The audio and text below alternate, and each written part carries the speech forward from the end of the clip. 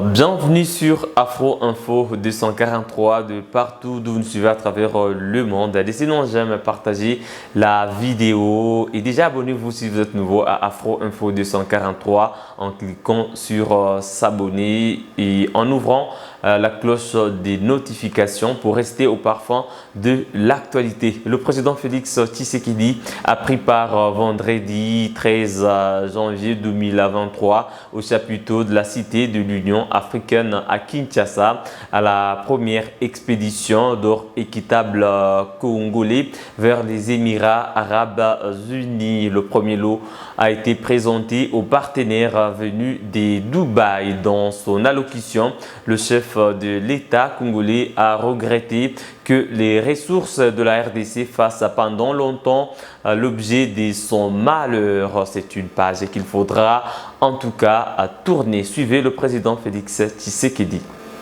Permettez-moi avant toute chose, à vous, messieurs de Primera Gold, de la joint venture Primera Gold de la RDC, de vous remercier et de remercier notre partenaire, ce pays ami et frère, les Émirats arabes unis, à travers son président, l'émir Mohamed Ben Zayed. Je voudrais vous remercier pour cette cérémonie qui matérialise en fait un projet qui rentre parfaitement dans ma vision, qui consiste à faire profiter d'abord à la République démocratique du Congo et à son peuple des ressources naturelles qui se trouvent dans son sous-sol. J'ai toujours mis un accent particulier sur le fait que nos ressources naturelles, plutôt que de garantir notre bonheur, n'ont jusqu'ici que constitué la raison de nos malheurs.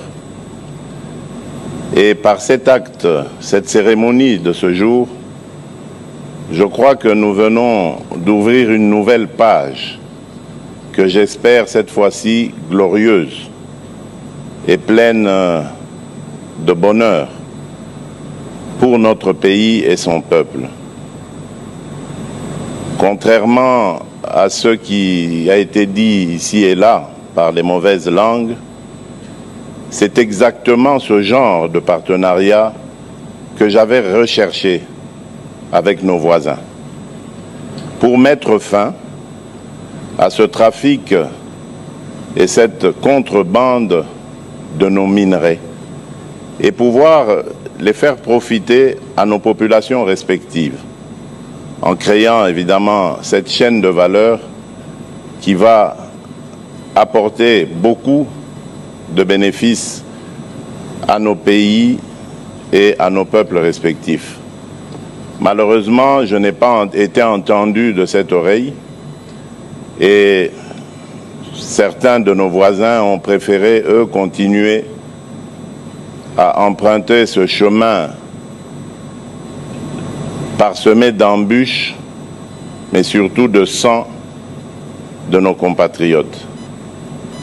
J'ai donc décidé d'y mettre fin à tous les niveaux, par toutes les voies, en usant toutes les voies, j'allais dire, diplomatiques, politiques,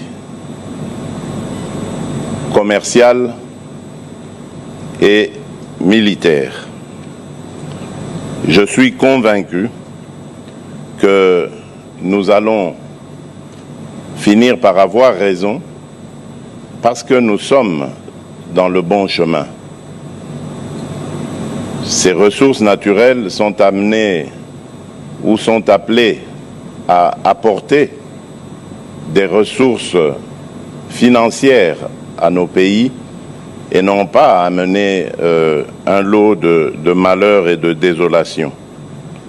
J'encourage donc la société Primera Gold RDC à poursuivre ses efforts dans la production d'or, ainsi qu'à poursuivre son ascension pour devenir, pourquoi pas, un fleuron de l'économie congolaise et un modèle pour les autres entreprises du secteur minier, car nous voulons faire justement de cet exemple la preuve qu'au Congo, on peut travailler en partenariat avec tout le monde, en les mettant à l'aise et dans un partenariat qui soit gagnant-gagnant. J'appelle donc nos compatriotes à plus de patriotisme, à comprendre que ce n'est pas en trafiquant ou en galvaudant les matières précieuses de notre pays qu'ils vont rendre service à la patrie. Il vaudrait mieux imiter ce genre d'initiative, s'inscrire justement dans ce sens pour espérer enrichir notre pays, enrichir son peuple et amener ce pays sur la voie du développement que nous attendons et souhaitons tous. Que Dieu bénisse la République démocratique du Congo.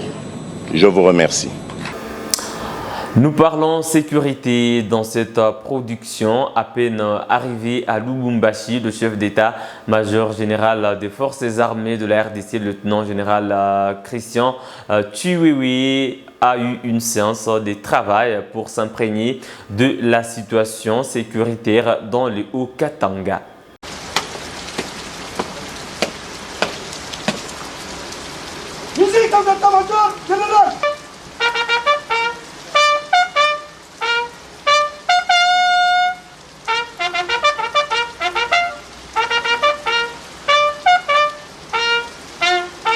Arrivé jeudi soir à Lubumbashi, le lieutenant-général Chiwewe Songesa Christian s'est imprégné ce vendredi 13 janvier 2023, sous une forte pluie, de la situation générale de la deuxième zone de défense, lui présentée par son commandant, le lieutenant-général Masunzu Pacifique. Cette zone relativement calme sur le plan sécuritaire dans les Grands Katanga et Grands Kasaï, dans leurs anciennes configurations, le général Masunzu a fait voir au chef d'état-major général les efforts fournis par les FARDC, notamment dans l'opération Usalama, dans les Tanganyika et Mazingira-Bora, contre les Bakata Katanga, dans les parcs d'Upemba et Kundelungu, dans le Haut-Katanga. Motif de satisfaction pour le chef d'état-major général qui a, en outre, mis en garde certains officiers de cette zone qui s'adonnent à l'affairisme dans les carrés miniers et usent des trafics d'influence pour s'accaparer des biens des civils. Les difficultés fait face à cette zone lui ont été également présentées et le général Chiwewe a promis de rendre compte à l'autorité suprême. Une visite analogue s'en est suivie à l'état-major de la 22e région militaire. Sur le lieu, le numéro 1 de l'armée ne s'est pas retenu pour régler certaines difficultés qui fait face l'état-major de cette région et a donné quelques orientations au commandant région. Il a à cet effet réitéré l'appel à la cessation des activités minières par certains officiers pour s'aligner à la vision du chef de l'État de faire des FARDC d'une armée dissuasive et professionnelle. Pour clôturer sa série de visites de ce vendredi, le général Chiwewe est allé présenter ses civilités au gouverneur Jacques Kiabula Kwete du Haut-Katanga et a visité les vivres et matériels entreposés signaux militaires en formation à la base de Kamina, prochaine destination de son inspection.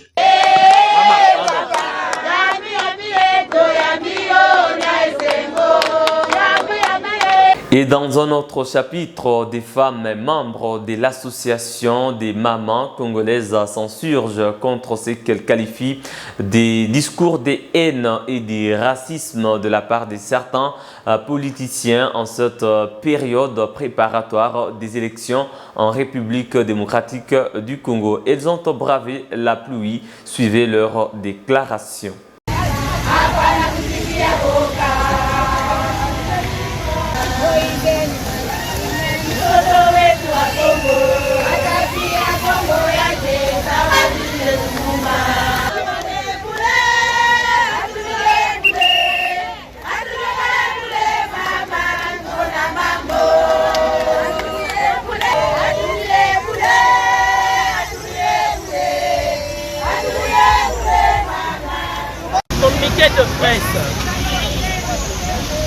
l'association des mamans congolaises pour la paix, en sigle AMACO, sommes consternés par les déclarations racistes tenues récemment au Katanga par un ministre du gouvernement central nommé par le président Antoine Tshisekedi.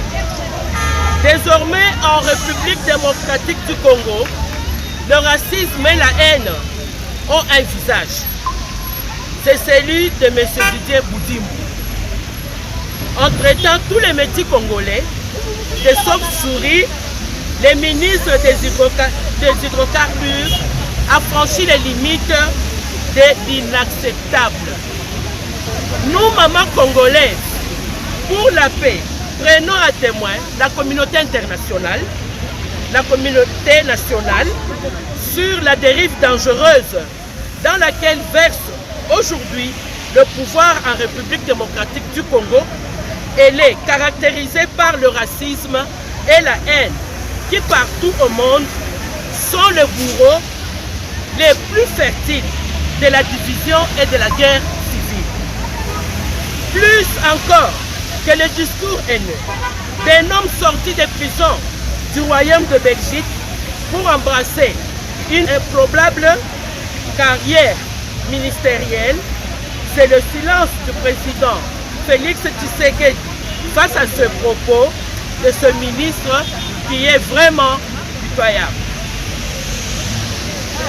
Ce silence est l'honneur perdu du président de la République, faute d'exiger la démission de son ministre raciste. Les Congolais tirent définitivement les conclusions sur la vraie face du pouvoir de Kinshasa. En réalité, le président Félix Tshisekedi a fait bien plus tôt le slogan raciste et discriminatoire né de père et de mère, inventé pour exclure un candidat né au Katanga d'une maman katangaise, connue et aimée des Congolais pour avoir, par sa gestion des affaires et ensuite de sa province, redonné la fierté et de l'espoir aux Congolais. Au moment où tous les Congolais voient comment les richesses des mines du Katanga sont écumées partout par une poignée de compatriotes issus de la même communauté, ils sont en droit de s'interroger sur la volonté des dirigeants à trouver des solutions à leur misère et à leur détresse. Comme tous nos compatriotes, nous nous posons trois questions. Comment peut-on dire qu'on aime le peuple congolais en le privant de fruits, de la vente de ses minéraux, de son bois et de son pétrole? Comment peut-on dire qu'on se soucie du destin de ces 100 millions de compatriotes en faisant de la République démocratique du Congo sa propriété privée ou celle de sa communauté d'origine? Comment peut-on aimer plus les richesses du Katanga que les filles et les fils du Katanga eux-mêmes? Au regard de ce qui précède, nous les mamans congolaises demandons à la notabilité katangaise et à la fondation katangaise de prendre leur courage à deux mains et de ne pas entraîner le Katanga dans la voie de la soumission, de l'asservissement et de la honte. Nous ne l'accepterons jamais. Le Katanga ne sera jamais un esclave. Si à la réconciliation, nous disons oui à la domination, nous dirons toujours non. Trois fois non. Non. En ce qui concerne pour nous, les mamans congolaises face à un pouvoir raciste et xénophobe qui pille et détourne les richesses de la RDC, nous affirmons que la tenue des élections libres, démocratiques, transparentes et inclusives constitue le véritable espoir de mettre fin à la descente aux enfers de notre pays. Seul un pouvoir légitime reposant sur le choix d'une majorité claire issue des urnes et non sur la tricherie et les combines politiciennes peut conduire à une véritable paix durable, à résoudre nos problèmes de vie quotidienne et apporter du bonheur aux filles et fils du Congo.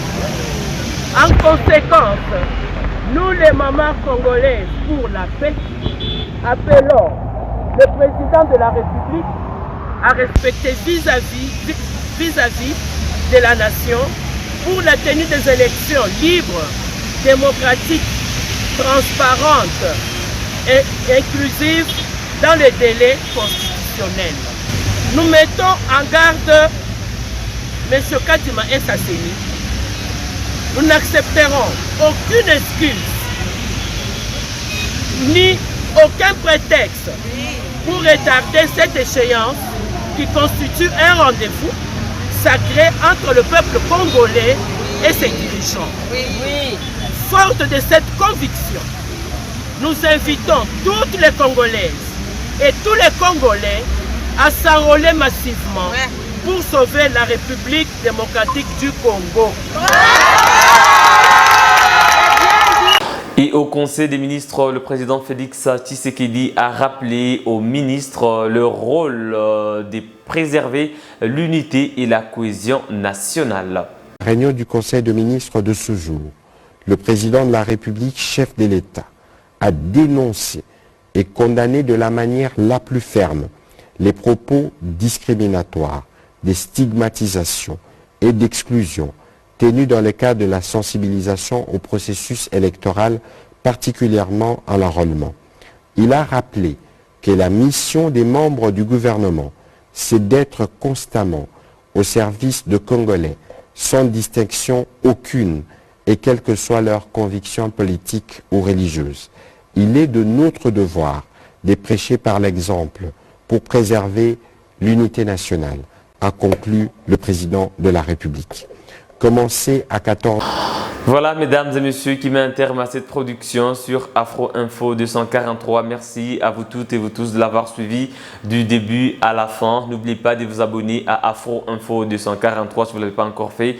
Il suffit tout simplement de cliquer sur s'abonner, ouvrir la cloche des notifications pour rester en alerte de toute l'actualité de la République démocratique du Congo. Laissez-nous un j'aime, partagez la vidéo maximum. Laissez-nous également votre point de vue en commentaire. On se fixe un nouveau rendez-vous d'actualité. À très bientôt.